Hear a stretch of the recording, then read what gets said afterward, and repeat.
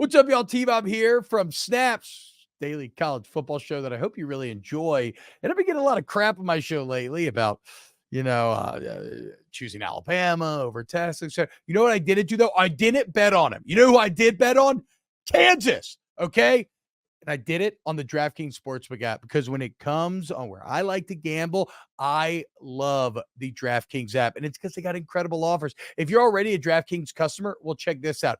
Every single NFL game day during September, you're not going to have just one, but two new offers waiting on you when you sign in. So you'll have to sign in to see exactly what those offers are. But just remember, Thursday, Sunday, Monday, every NFL game day, all customers getting two exciting offers from DraftKings to play with. It's a ton of fun. But what if you're a new customer? Well, I've got an even better deal for you. You use the promo code T-Bob when you sign up, okay?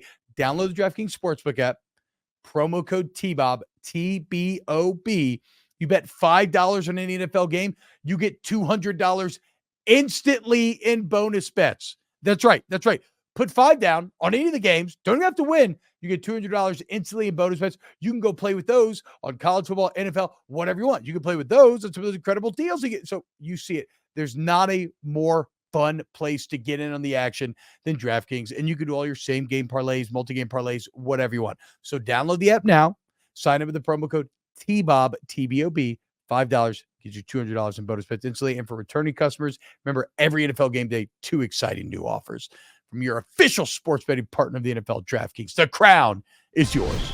Welcome in to a brand new episode of Snaps, your favorite daily college football podcast. At least we hope so. The road to 6K continues. We're over the 5.6 mark. Continue to share with your friends. YouTube.com/@VolumeSnaps. Help us to grow the program. I'm T-Bob Hebert. He is there, Murray. We got a very fun show planned for you today. Then again, I say that every day. So You can't really trust me. But I think it's going to be a good time.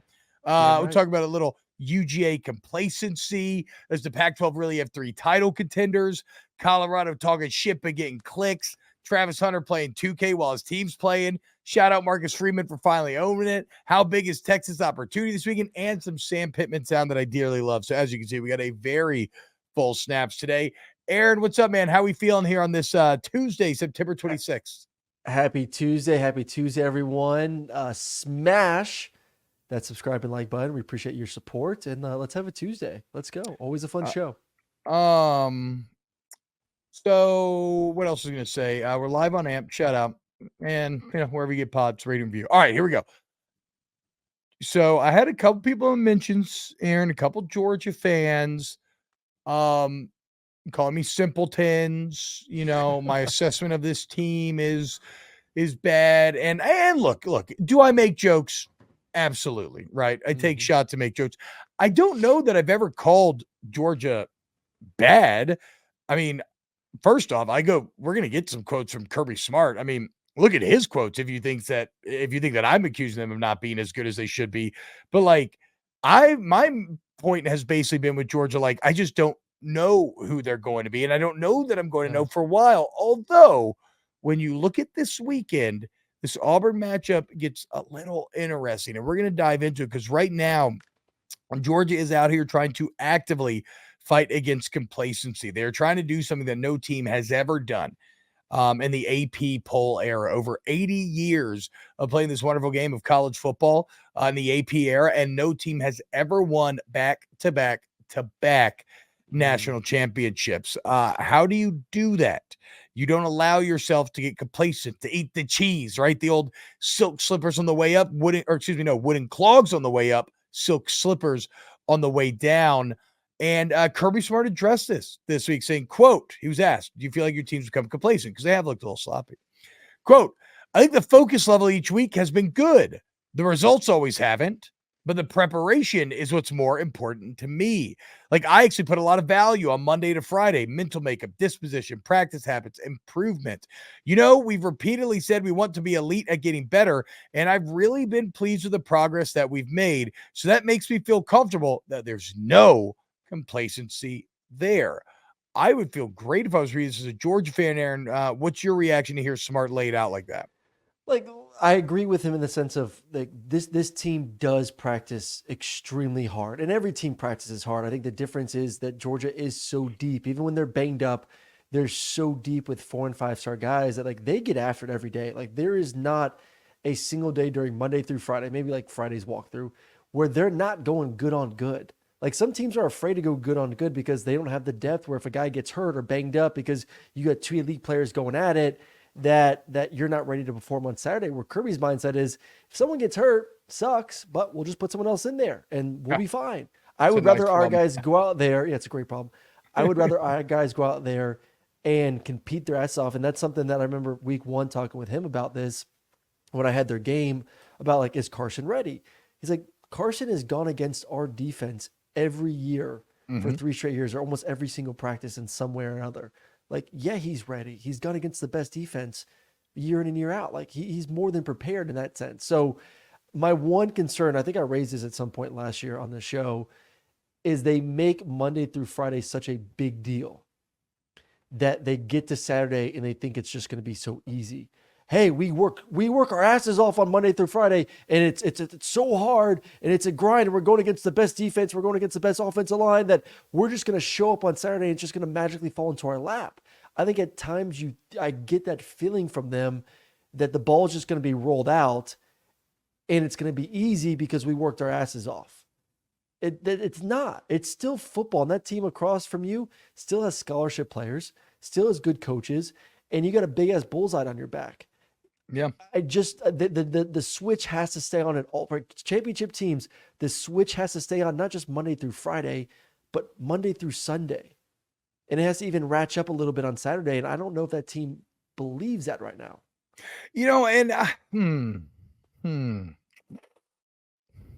So I think Kirby Smart is actually one of the more honest coaches when it comes to how he is feeling about his team, right? And I think that's partially something that you get when you have the comfortability of, okay, I'm completely safe. I've won back-to-back national champions. I don't have to worry about headlines or anything. Like I am completely comfortable and safe, and I can, be honest about what I'm feeling. So again, if I'm a Georgia fan, just hearing that they're not complacent, again, that doesn't mean they're going to win the game on Saturday, but there's no way that I hear that and it doesn't make me feel great, because like what was the whole thing we talked about this offseason, right? Kirby Smart trying to implement this mindset that he got from the New Zealand All Blacks, the better never rests mindset. It's fantastic mindset. If you're the best, try to continue being the best, because again, it doesn't end with best. It says better. You can always be better in one way or another. And I think kind of to Smart's point, and I see what you're saying, but like, I would much rather have to fix that Saturday problem than fix the Monday through Friday problem. 100%. Like if we're talking about what the bigger issues are. So like if Smart's telling me, yeah, we haven't played that good at times, but I still like I like the attitude, the work ethic, the focus of this team. We just maybe got to get it cleaned up on game day. Like I'm willing to believe that is that's a team that is going to potentially be capable of doing that. And it's like everything else that we talk with this Georgia team right now.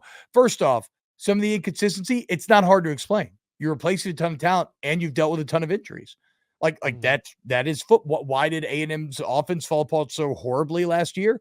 A bunch of new faces and a ton of injuries. Like it can get anybody, no matter how much talent you have, no matter how good the team is. So it makes sense in that context. And then like everything else with Georgia, they are judged against a backdrop of trying to be perfect for the third year in a row. And if you're trying to be perfect, well, a slight flaw gets magnified. So like when we talk about Georgia, it's not that they're bad or anything, or we highlight negative things. It's just that they're trying to hit a bar that no one else in the country is. And so, so these things just take on greater importance than they would for an LSU, an Alabama this year, or for any other school in the entire country, quite frankly. And that's why this weekend with Carson Beck is so fascinating, because he is under that microscope. Everything is going to be picked apart to the nth degree.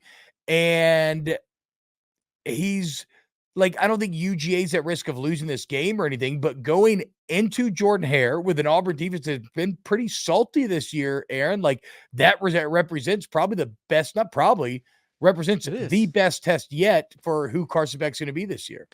Well, I think it's going to be a true judgment of is this team good enough to win a championship? I think all these games are those indications of yeah, you said it, like, should Georgia win, and is Georgia going to win? Yeah, probably. Like, Auburn has a bunch of issues on offense. They're probably going to continue trying to roll out 2 quarterbacks to figure out that. They're not great at the receiving position. I do think they're good on the defensive side of the football. They're at home. That's an advantage. But people want to see, is this team good enough to beat Auburn? Yeah. Is this team good enough to win a national championship? I don't know, because they haven't looked like a national championship team for the first 4 weeks of the season. Same thing with Michigan. And that's why yesterday on our show, we moved Michigan and Georgia back down to 5 and 6 in the rankings. Yeah. Because it has to do a little bit with who they've played, but it also has to do a lot, to me, I think more importantly, how they've looked in those games. If you're playing lesser competition, it's the beginning of the season, we'll give you shit, I get it, but beat them by 50 points. Beat them by 50 points. Beat the living dog crap out of them. And Michigan and Georgia have not done that against lesser competition.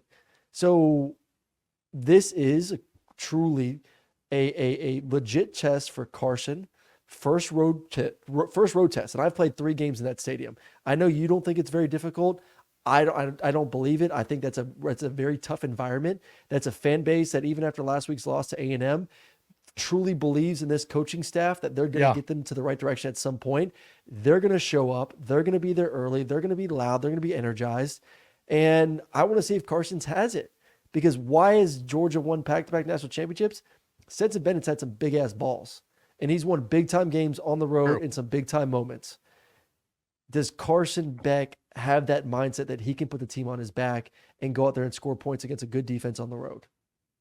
So, I want to be clear, Auburn fans, if you're listening, we're all a function of our own experiences, right? And Jordan-Hare is an intimidating place to play, okay? Do I talk shit? Yes, I do. Whatever, though. It is intimidating play. I've won there. I've lost there. I saw Cam Newton win a Heisman there, stiff-arming Pat Peterson, and I felt the human wave that came out of that play, and it was crazy, and it was insane. And to Aaron's point, I don't think there's a fan base in the entire country that believes or has faith like Auburn does. Like we said, they should have been miserable this offseason. What they do, they set a school record for season tickets, right? I mean, like, it's insane the amount of inherent belief that place has. So I agree. This is a great test for Carson Beck. And going back to Kirby Smart being honest, he was asked about this. Here's what he had to say, quote, that's something that he asked about, how do you think Beck's going to perform in a tough road environment? Quote, that's something we're going to have to find out. I don't think you know. I think he's been through some ups and downs. He's certainly been against good defenses like Auburn has. He goes out against our guys, like you were saying here. Yep. It's different when it's live. So you got to find out how he responds to that. And I'm very confident in Carson's ability to communicate, to understand things. He's been in our system. You only get good at these situational football things by playing football for a long time. And he's been with us for a while doing it. This is his first chance to do it on the road. So again, a very honest assessment from Kirby Smart saying, yeah, there's some reasons to believe that he's going to do well. But again, you don't actually know till you're really in the fight. And so I'll say this. I will defend that though real quick with I know it's different on the road, but I do think they learned a lot about Carson in that South Carolina game, because they were losing at halftime, and he came out there and drove them down the field. And they scored a touchdown to start the second half, and then just kind of ran away with it there and ended up winning 24-14. Like, and it kind of goes back to what we talked about yesterday a little bit with Kyle McCord at Ohio State. Like, was it great football from him to start the first 4 games of the season? No. Was it bad football? I don't believe it was bad football at all. But I think we learned a lot about what his makeup is on that 2-minute drive where he went down the field and scored with no time remaining to beat Notre Dame, where you had little success the entire day on offense. But yet you found a way to do it in the biggest time, in a big moment on the national stage. And obviously the game versus USC was not on a national stage by any mean, but it was still against a quality opponent in South Carolina. You were losing. And you kind of showed what your makeup is a little bit from Carson Beck, being able to have a successful second half and win the football game. Was it like 2 different extremes? I get it, but it is a little bit of a sneak peek into who Carson is as a quarterback. No, it's the same conversation I've had with Jaden Daniels this week, where he comes out and struggles for a quarter and a half. In the past, last year, you would have seen him shut it down for the rest of the game or not find it. And he came out and found it. He dominated 2.5 quarters. So I agree with you. I love, especially in the quarterback position, if I'm looking for things, traits that I want to see, like if everything's going great, okay, a lot of quarterbacks can look great. But what about when everything's going shitty? Do you have the ability to pull out of that death spiral and just find a way to make the plays regardless of opponent? And to your point, Beck did that. Okay. So let's see what he does now on the road. I'll say what I love most about this is the first time this year I'm actually going to, like, I'm excited to watch a Georgia football game. Like it is going to occupy one of the squares and maybe even the big one, not in a cursory way, but in a way that actually matters. And that's exciting. For a limited time, you can save up to 40% off on an NFL Plus premium annual subscription when you sign up through Plus Play from Verizon. Plus Play. It is a platform where you can shop, manage, and save on the subscriptions you already love, like NFL Plus. With NFL Plus Premium, you get access to live games on mobile, NFL Red Zone, NFL Network, and more. So you can watch multiple games all at once on any screen around you for updates. Never miss a touchdown. That simple. And for fantasy players, NFL Plus Premium makes all the difference. Access to programming like Fantasy Live through the NFL Network, Red Zone for tracking player performances on a Sunday, access to live local and primetime games, access to Fantasy Plus. Just go to verizon.com/NFL to get NFL Plus Premium today. 40% off, that's 40% off an annual subscription, just $59.99 for the full season. Get it before it's gone.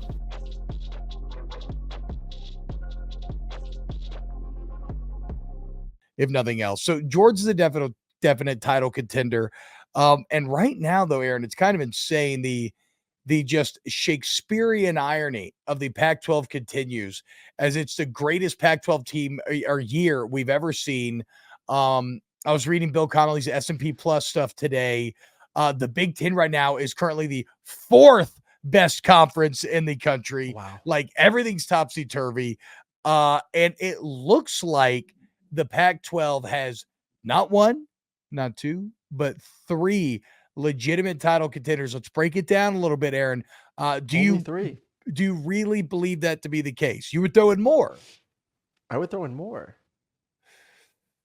So this is where I don't want to be disrespectful to Washington State. They're awesome. Pullman's great. They're gonna bite somebody. Give me the 3 first. Like who are the 3? Oh, Washington, USC, and Oregon. So we're going to completely ignore the team that's won the conference for the past 2 years. And again, yes, like that. Yes, like that's a team to me that has proven that they are the standard in that conference. Back-to-back Pac-12 champion Utah. Yeah. And right now, you talk about injuries. They're injured all over the place. Exactly. And they don't have their starting quarterback, and they're 4-0. They're finding ways to win football games. Like, imagine the juice that team gets once Cam Rising gets back, once the other pieces on both sides of the football are healthy. It's great. We do not talk about Utah. And I'm sure they love it. I'm sure they're loving it right now. Like, just ignore us. Like, just poor old Utah just hanging out right now, undefeated. Don't worry about it. Just wait till you face us. And they got a tough game this weekend. It's Friday night at Oregon State. Oregon State's going to want to get some juice back after losing to Washington State last week. But I think this is going to be a true test because Florida, beginning of the year, Baylor, not so much. Weber State, not so much. I knew UCLA, with a freshman quarterback was going to struggle on the road versus that defense. You're facing a good team on the road this weekend. Like this is the worry time for me. If Cam Rising is not your quarterback this weekend but they find ways to win. So this is where I feel like an asshole because everything you said is true. Utah deserves to, should be in this conversation, but realistically, I don't believe they are. And maybe I'll be proven wrong. I know they've won the conference the last 2 years in a row, but I think Washington is exponentially stronger than they were last season. I don't know if I'm there with USC. I'm definitely there with Oregon. I think under Dan Lanning, Oregon seems to have tapped into something more ancient and powerful than what I've seen before. I'm referencing the Redwoods, obviously here, but we'll get to that. And so no, like I would. No. Okay, never mind. I was gonna go full hot take and say I would take USC out before I'd put Utah in, but I can't go all the way there. But USC did not look good against Arizona State. Like they were in a fight, and so no. Okay, but let me ask you: like, you really think Utah's a national title contender? Because that's what this question is. I know you don't. No. I agree. Like, do I think Utah can beat a Michigan, a Georgia, a Texas, Ohio State, a Florida State? I don't. But you know who can? A team with Michael Penix Jr. and 3 of the best receivers in the entire country. But the guys with Caleb Williams, you have to get or Bo through Nix. at the end of the day, you still have to get through your conference. It goes to the matchups again. Like, it's all about matchups. And right now, Utah is proven with when Cam Rising's healthy, the offense is improved, and they're proven for 3 straight years now that this is one of the best, if not probably the best defense in that conference. Easily the and best I know defense in the conference. It's by far the best defense in the conference. And we like to talk about offenses and touchdowns and quarterbacks and Heisman trophies and who's going to be first. Like, of course we do. But like right now, never. Utah is winning with defense. And plus, they do have a good quarterback in Cam Rising. And I don't know what he's going to look like when he comes back, how healthy he's going to be, how creative a playmaker he's going to be, what that knee looks like. That's a major if. But if they can survive this weekend, with or without him, and win on Friday night versus Oregon State, get a bye before they go to the stretch of USC and Oregon back-to-back on October 21st, 28th. And if he's healthy, I would give him a chance. So like, that's why I put him in the conversation, because if they win the Pac-12, which they've done back-to-back years again, then yeah, they're in the conversation of making the playoffs. Well, but that's the thing. Yes, if they win the Pac-12, though, then they're way better than I think they are right now at this moment, because 3 of their last 4 games are at USC, home against Oregon, at Washington. So the actual teams that I think the big 3, if you're going to tell me they get 2 of them at home. They get 2 of them at home. No, they're at USC and at Washington. They get Oregon at home. That's it. I read it the other way. Yes. So what I'm saying is, like, they get through that, then I'm just fucking wrong. And at that point, maybe they can beat a Georgia, beat all these other teams. I just don't think they can. I mean, that's, maybe I'm wrong here.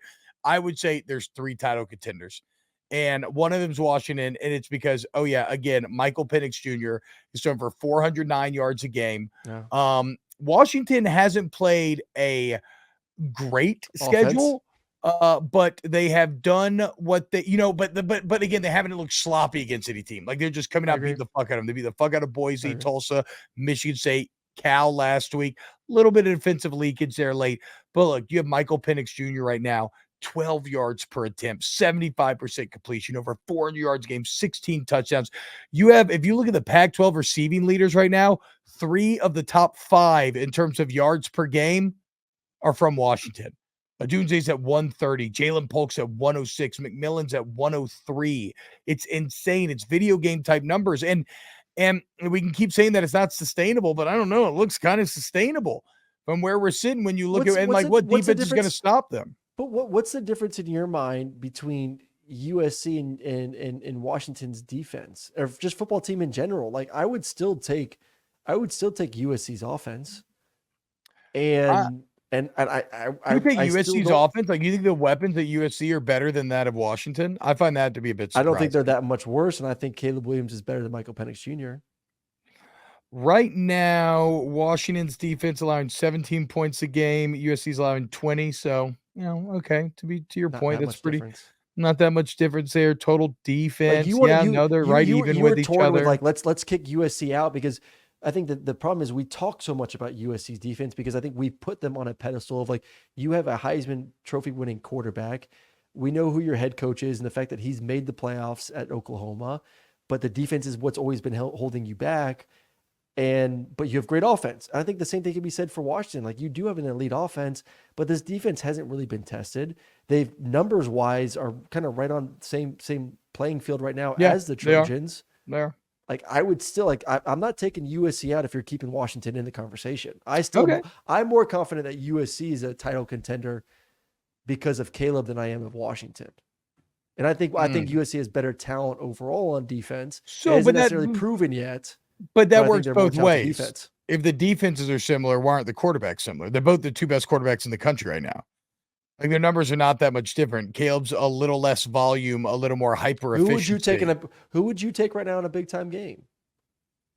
I'm saying I think I would take Washington. They won more last year. They went No, 11-2 last year. about quarterback. I'm talking about quarterback I would take position. Who are you Penix. taking? I would take I'm going to do the whole team. I would take Washington, the team that went 11-2 last year, versus the team that lost to Tulane and went 10-4 or whatever it was. Like, yeah, I think Washington's a better team. Mhm. All right, well, we're going to see. But then what about Oregon? We're sitting here arguing about this. What about Oregon? I mean, Oregon's been incredible this year. Oh, they have been. They're averaging 7.8 yards per carry with their top three backs. Basically 8 yards carry. That's absurd. Bo Nix is completing 79% of his passes. He's not getting pressured at all. They easily have the best defense of the bunch that we're talking about right here. Yeah. Should Oregon be the one that we're talking about as we get lost in the Michael Penix, Caleb Williams statistical love fest? They should be in the all of them are in the conversation. Like I do agree with the standpoint of like all three of them today. If it was a 12-team playoff, all three of them would be in there, and I think all three of them would have a real chance of winning a national championship. It just goes back to the problem of they all play each other, and it's hard to fathom that someone's going to survive that undefeated or maybe even one loss. Because guess what? Even if you go 11-1, you're probably gonna have to play one of those teams again in the Pac-12 championship and have to beat them again in the Pac-12 championship game. So they're all contenders, no doubt in my mind. All of them are contenders, especially this year when you look across the country, and it seems like every team has major flaws. Florida State, for how good they are defensively, they're not ball busters on that side of the football. You know, I think Texas is the most to me the team that is the least flawed of everyone. Michigan has still some issues at the receiving position. Penn State has issues at the receiving position. Ohio State has not been dominant on offense. Like, there is not a team. What would you pick as Texas's major weakness? Like, what is their major flaw? Okay. Like, are they not the least flawed team in America right now? Ooh, you're getting a little longhorny on me now. Okay, calm down there, son, because I do want to transition this directly into the Texas question. Because, look, you had me put my name on a list which has the Texas Longhorns as the number one team in the entire country, despite not having a pair of wins as good as what Florida State has, despite not having the analytical domination that a Washington has relative to opponent and expectation. Like, you had me go out on a limb for a Texas football team that admittedly has probably the single best win of the season, going into Tuscaloosa and winning the manner they did, but it's an Alabama team that you're constantly telling me sucks. Okay. So to me, it's why this weekend against Kansas is so fascinating when you're talking about Texas. It's the only battle of two undefeated teams this weekend. It is in Austin. Texas 17-point favorites. And to me, this is a massive opportunity for the Longhorns because this is the type of game. This is a perfect example of a game in the past where Texas would not handle their business. Yes. They would come out, they'd be sniffing their own farts, they'd be a little too obsessed with themselves, reading their own press clippings, and next thing you know, they're in a dogfight. And maybe they win a dogfight, but I'm telling you, but what I'm saying is, like, I don't think it'd be a problem. Like, I wouldn't look at them any differently if it was a dogfight. Like, I think we get consumed with, like, oh, it's a 17-point spread here. Kansas is a good football team. You and I both love Kansas. know it. Like, all we do is make money on Kansas. I know. Like, Jalen's a great quarterback. He's a true dual threat. He's accurate throwing the football. He has the ability to pull it down and run. They do a lot of the zone read. They do a lot of option football. A ton of things that give defenses problems when you only have a week to prepare for it. Plus, I think they're kind of salty on defense. I think they're pretty damn good on defense too. Like, it's a good football team. Like, is Texas better? Yes, but like, 17 points is a lot of points. Like, if it is a dogfight and Texas wins by a touchdown or 10 points, doesn't change anything for you. It does not change anything for me. I think if anything, I think it continues to reaffirm to us that Kansas is a good football team. Or you look at Kansas's schedule, and I think it's a 9-win football team, if not 10-win football team. Yeah. Yeah. I think when we look by the end of the season, if Texas wins this game by 7 points, we may poo-poo it now, but we will look back in December and say, "Oh my God, Kansas is 10-2. Oh my God, Kansas is 9-3." That was a better win than we thought it was at the time. I can't talk out of both sides of my mouth. Because I do think Kansas is very good. I love what Kalen DeBoer's right? No. I'm getting my Washingtons confused. I love what Lance Leipold is building there in Kansas. Again, small school coach and had a ton of success now, bringing it to this next level. I like Kansas being good is just fun for football. I would say So yeah, close win. That's actually a very good win for Texas. It's a ranked win. It's one that would maybe reaffirm that. That said, I am interested to see if Quinn Ewers can build off of the hype that he built in that Alabama game. And this will be one that I'm most looking forward to watching this weekend. So Texas, you are now Snap's number 1 team in the country. Go to prove it. We're not even going to make you like cover anything against Kansas because I think we both smash plus 17, but go win the game. If they do cover, though, let's say they do go out there and dominate, well, then that feels like validation for everybody who's saying this is a different Texas. If it's close, a lot of people aren't going to engage with the nuance that we're having, Aaron, and they're going to be like, I'm still not sold on them. No, I get it. I don't think those people, I think those people see the name Kansas and don't truly understand that it's a good football team. For me, a bigger picture along with this game, and I don't know if we're going to do it, we'll do a deep dive into this all in the next couple of days, but this is, next 2 weeks for Quinn Ewers is his time to win a Heisman. You have Kansas and Oklahoma. Then after that, it's Houston, BYU, Kansas State, TCU, Iowa State, Texas Tech. Like, true. You're not going to be on a lot of primetime games going forward. Like these next 2 weeks, if you want to build on the momentum that you just talked about, T-Bob, from Alabama, and you want to be one of those guys going to New York, then these next 2 weeks against 2 ranked opponents are your chances to do that. Very true. And so a massive opportunity for Texas this weekend. Notre Dame had a massive opportunity at home last week. They end up losing, and we all know how they lost. The 10 men on the field has really kind of overshadowed what was a super well-fought game by both sides. But shout out to Marcus Freeman for finally coming out and owning it. Owning? I forgot how to talk for a second there, boys. I apologize. Coming out and owning it, though, as he admitted finally in his media availability yesterday, they had no idea. They had only 10 players on the field saying, quote, there's a whole bunch of systems in place to make sure that doesn't happen, but ultimately it falls on me. That's the reality. I'm not going to get up here and say this person should have done that. Ultimately, I have to do a better job as a head coach to make sure these systems we have in place are executed. We as a coaching staff should be held to the exact same standards that we tell our players. We tell our players, you got to fight the drift. You can't get caught watching the game. Coaches got to win the interval too. We all have to own that and make sure that never happens. So I love this quote because, look, the bottom line, if you ever want to improve and not make the same mistake twice, just improve as a person, you have to be willing to admit, okay, what went wrong?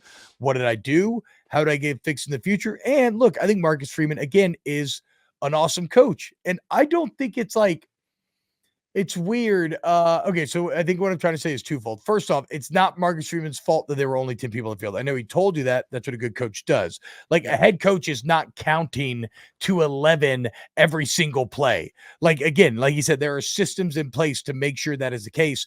I think that, secondly, even though people are going to say this is crazy, Aaron, I don't think it's such an absurd thing to be down a play or 2 plays in a row. Like, I've never seen it before, much less in the most important 2 plays of the game. It's such an absurd thing that I almost even understand how it slipped by unnoticed. Like something in the cogs of how this communication is supposed to take place got fucked up. But like, I kind of understand and not immediately seeing there were only 10. And when they saw 10, it was already too late because they had missed their window to sub. If they had run somebody on and Ohio State snapped the ball, well, at that point, it's just a free play. It's not a dead ball. Yeah. So just a unreal mental fuck up or process fuck up by something in the chain at the time when you could least afford it. But I also don't know, like you say, it's 2 plays in a row too. Like, how did someone not see a massive gap the play before? Because the setting looks weird. Like, you watch because the setting is so big, right? Like, you're so focused on what's Ohio State going to run, what's on the line. I know. Everything is so big at that moment that I'll give a good example of this. I'll give a great example of this. This was SEC Championship game 2012. We're facing Alabama. 2-minute drive. I hit Arthur Lynch down the middle of the field. He gets to, so back it up. 2 plays before that, I hit Tavares King on a dagger route. Tavares gets knocked out. He goes off on the sideline. Like, timeout's called. They check him. They bring him to the sideline. So TK's out. Next play, we hit Arthur on a big play across the middle. TK wasn't supposed to sub back in because the problem is when you sub, defense can subs. The ref has to stand over the ball and essentially like stop the clock. refs didn't see it. TK runs on the field. Time doesn't have to stop at all or slow down. You know why? Because things were happening so fast for everyone. The refs didn't even notice the Varsh run on the field. Another player run off. They didn't jump on. They didn't actually stop on the ball, which at that point, the time might have just ran out with us even being able to snap the football. So like, yes, like in the heat of a big time game, big time moment, things do slip through the cracks. Slips through the cracks, so dude. I mean, it's and it sucks. It sucks because you finally rewatch the play on the all 22. I mean, they 100% would have stopped it. They would have stopped it. They hit hit the running back in the backfield from both sides. They got edge pressure from that side. They had edge pressure from the other side. They hit him. Yeah. But they were able to get just enough push because there was no one there. They double teamed the nose tackle. There was no 3 technique there who would have been able to essentially hold up enough where I think those 2 guys on the outside would have been able to stop him, bring him down. I don't think they would have scored. I do not think they would have scored if they had a defender there. Yeah. But it also goes to the question of would Ohio State have called that play? Because they said that they knew that there was no one there. And that's why they called that run. Very true. Very true. So yes, reportedly Ohio State didn't realize the first play, but did catch it the second play. They still only had 10 on the field. And, well, they're like, all right, fuck it. Let's run there. That makes sense. So good luck, processing all that, Notre Dame fans. It probably hurts worse now more than ever, but I will say this, Marcus Freeman is a great coach.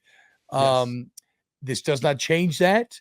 And we all have to learn really fucking hard lessons in life sometimes. And this sucks, but just can't have it happen again.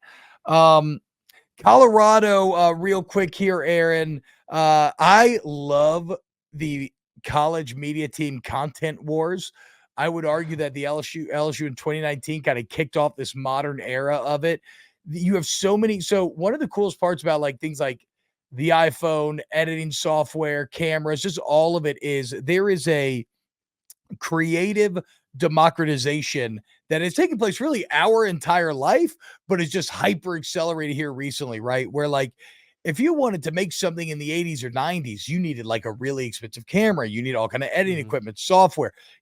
Now you have these kids who their entire life have been filming and editing right there on their cell phone or this or that. And so like, yeah, then you give them a college budget and you give them like nice cams and steady cams and all the shit. And like, you're getting like real documentary quality shit coming out of these kids now. It's crazy. Yep. And Oregon just released an awesome 5-minute kind of mini documentary on the game day. And it's got so many good parts. It's got, but one of the more shocking parts, it's like Colorado shit talk on tape. Remember, Oregon's whole theme is let them talk.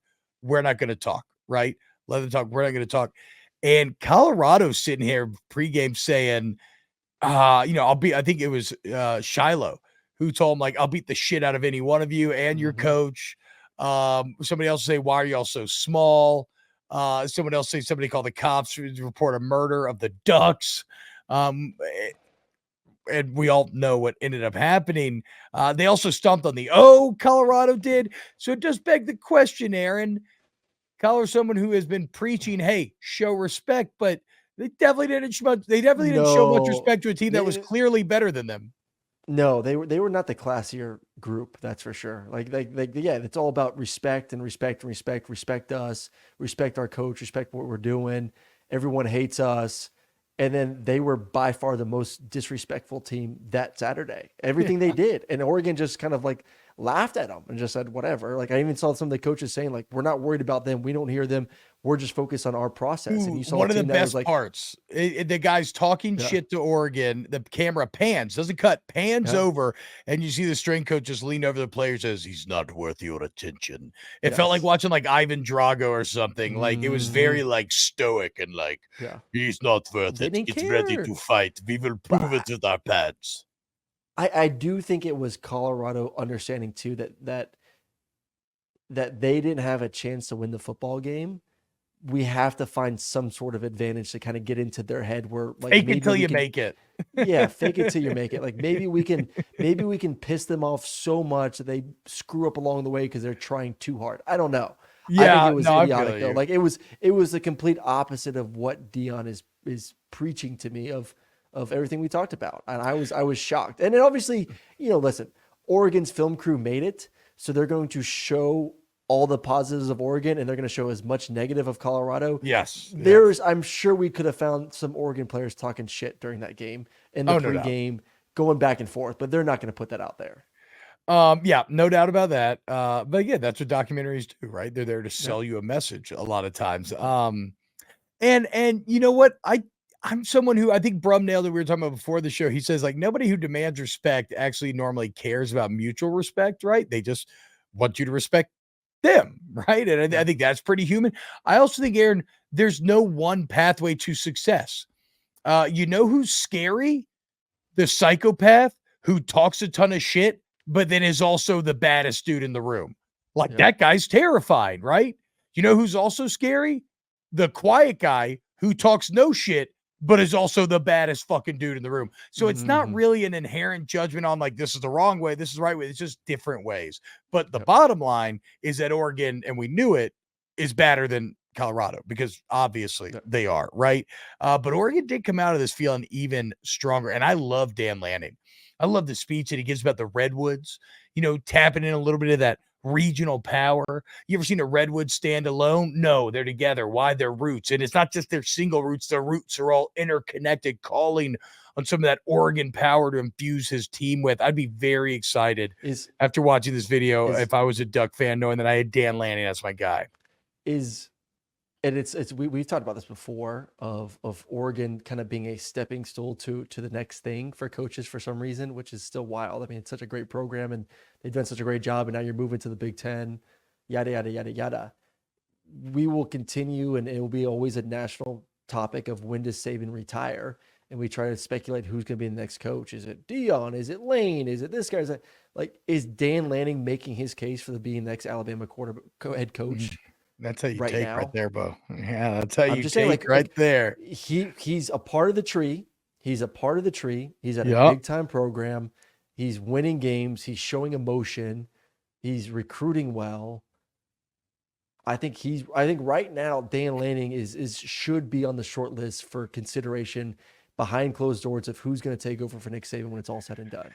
Well, let's see what Oregon does, right? But he definitely has juice. I would say, though, that NIL has drastically changed Oregon in that I think the one problem people kind of had was trying to consistently recruit. But when you can pay guys, and again, if you have like a lot of people who control the purse strings want to know they have a leader that they believe in. Like, if I give this guy money, do I believe he'll give me ROI? I think Oregon boosters Phil Knight believe that with Dan Lanning. And so all of a sudden that money does become very effective in the age of NIL. And I think Brum nailed it. No man with that tattoo belongs in Tuscaloosa. Just no, I mean, absolutely not. But I don't know, man. Again, would you want to leave Eugene to go to T-Town and follow Nick Saban? It sounds like hell. It sounds fucking awful. I don't know. I wonder what the paycheck difference would be. Like, I think he's, when they get that Big Ten money flowing through, like, I don't know what his contract is right now, but he's going to be well compensated. Like, yeah, you don't have to follow Nick Saban. I'm just saying that he's going to be, I don't know a lot of people that would want to leave to take that job. And people have viewed, once again, Oregon as that stepping stool. Like, no one wants to stay there. Like, I don't know. Yeah. I don't know why people don't want to stay there. I don't know what it is. Again, I think NIL's changed it. I think it's been tough to recruit to at times because it is a little remote. It's a little out there. It's Pacific Northwest, all that sort of stuff. Yeah. But now, you know what? California kids to go there though. Yeah. But I mean, California kids are soft, right? I mean, if you want to win, you got to get you need parts from all over the country. I know I shouldn't be at this point, but I am continuously blown away by the rating numbers Colorado continues to put up. Over 10 million people watched Oregon, Colorado. So when Dan Lanning said, I hope all those people that are watching are still watching. Well, they were, Dan, and they all saw it, which is why your brand's so hot right now. But over 10 million people watch this fucking blowout, dude. Even Ohio State Notre Dame only drew 9.98 now.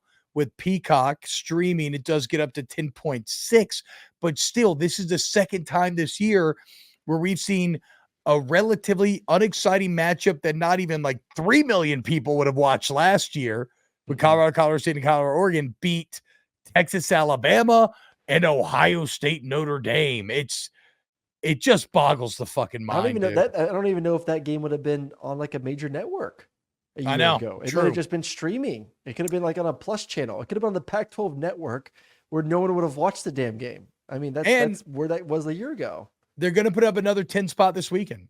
I guarantee Colorado USC is going to draw another 10 million. Is this a bigger game than it was last week? Is this the bigger one? Ooh, that's a tough question because there's multiple elements to play. My instinct says yes because it's USC. But does Colorado losing take away and losing in the manner that they did? Okay, no, Brum says yes, and he's the production, like he knows more about this type of shit. So yeah, I think this is bigger. Okay, without a doubt, he says. Okay, yeah. You have a bigger draw in Caleb Williams in this one. There's been less shit talking. Like there was some talking from Dan Lanning this summer. So I think maybe that added to some fuel. There really hasn't been any sort of back and forth with Colorado and USC off the field, but you do have. It's also a standalone where like you were still going. You got that 10 million while Alabama, Ole Miss were on CBS. True, I forgot about that. So like that, I think that was like I think 6 million people watched that game. So like, what the fuck? The amount of people that Dion is bringing, and there's not a lot of good noon games either this week. Like, correct. It's Penn State, Northwestern, the over-under is like Florida, Kentucky. Yeah, 12 and a half. Oh my god, dude! Do y'all know how big that number is? Like college games never hit 10 million. Like it's growing a bit, but they did not hit 10 million. The Iron Bowl, Ohio State, Michigan, and like that's it. That 330 spot last week was loaded with matchups. I think there was 3 ranked on ranked opponents. This week it's correct. Like it's just them. It's like that's the only game at that noon spot that people actually give a damn about. Shout out Prime. Yeah. Okay, last one on Colorado here. I thought this was kind of funny, and I love video games. I love streaming. Aaron, was Travis Hunter right to be streaming 2K when his team was getting their ass kicked in Eugene, Oregon? For those who don't know, as the game was going on and 10 million people were watching Colorado, Oregon, Travis Hunter was not one of them as he was streaming 2K. I don't really care, to be honest. Like, I think I don't think he's getting any shit from Dion or his teammates. I mean, I don't know if you saw the text, but he texted Dion after game, like, I'm playing next week. I don't really care. And Dion was like, no, you're not. Sorry. You have bigger things ahead of you. You're not coming back until you're ready. I don't think it's a blowout. Like, who cares? I think I would be more upset if it was a close game in the fourth quarter and he's over here just jacking around playing a video game. But when the game's over with, whatever. I mean, it does seem to us old guys, and again, I love streaming. I love video games. Like I'm obsessed. I always have been my entire life. Still, every time I was hurt, I was pretty locked in on the team. So maybe there's us a level old guys, of frustration for him though too, of oh, absolutely, so pissed off in the moment that he wasn't out there, knowing that not that he would have helped them win the football game, but maybe could have made it more competitive. He also you get so frustrated that you just can't do it anymore. You just can't watch it. Dion, had the story where he texted Dion, I'm playing next week, and Dion was like, no, you're fucking not. Yeah, that's what Aaron just said. Thank you for listening to the show. Okay, no, you shut the fuck up too, okay? Because you're awful at that. Doesn't matter. Everybody, it happens to everybody. I don't want to have any glass houses here. Yeah. Also, Travis Hunter, fellow podcaster. So, yeah, he is. Yeah. He crushes it. He puts. I like how Tyler Trill Withers, who's hilarious on Twitter, said it. Where he was like, "Look, man, when it's 28-0, that's allowed. It's like the old skunk rule in Madden. Like you're allowed to go stream, turn off the game if you're getting your ass. If it's a close game, then sure. But 20-0, yeah, go for it." All right. The last thing I wanted to play today is to be real quick on the way out.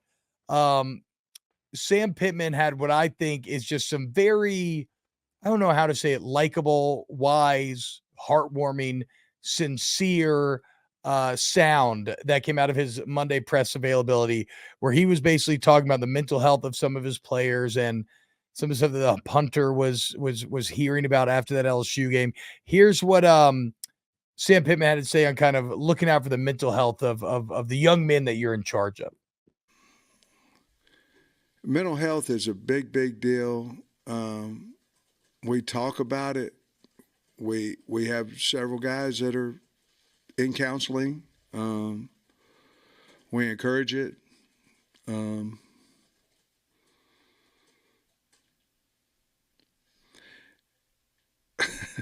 Fletcher was at practice on Monday. He's lower and low. And I walked by him. I become that counselor at times. And I walked by him. I said, "Hey, Max, what's wrong with you?"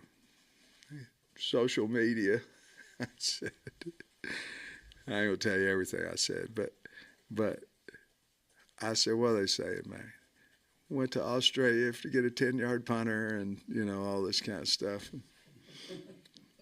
Why'd you go all that way to get a guy that can't kick?" All that. And I said, "Max, they didn't say I'm fat on there, did they?" He said, "Yes, sir." I said, "What about my chest? Did they say anything about that?" He started smiling then. He said, "Yes, sir." And I said, "Was I supposed to get fired on Sunday?" He said, "Yes, sir."